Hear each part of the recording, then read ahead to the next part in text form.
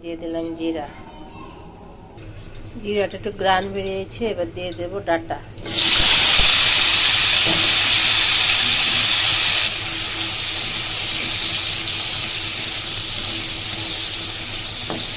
Data আলু দিয়ে দিলাম। দিয়ে দেবো হলুদ, দেবো স্বাদ মতো লবণ। কিছুক্ষণ ঢাকনা দিয়ে কষিয়ে নেব। এটা একটু ভাজা ভাজা হয়ে গেছে। এবার দিয়ে দেব ধুন্দুল আর শসা।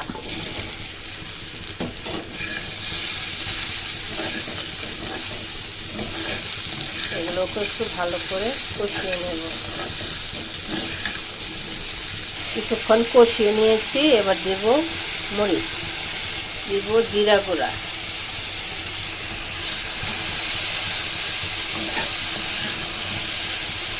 কিছুক্ষণ এটা কষিয়ে নিয়েছি। এবার একটু জল দিয়ে দেব।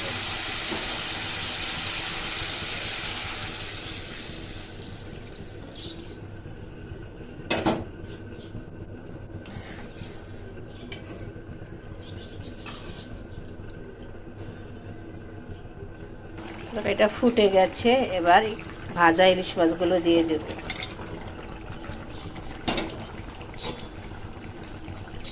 ভাজা ইলিশ মাছগুলো দিয়ে দিলাম।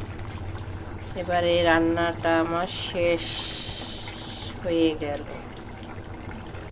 শসা ইলিশের ঝোল এভাবে রান্না করে একবার খেয়ে দেখবেন।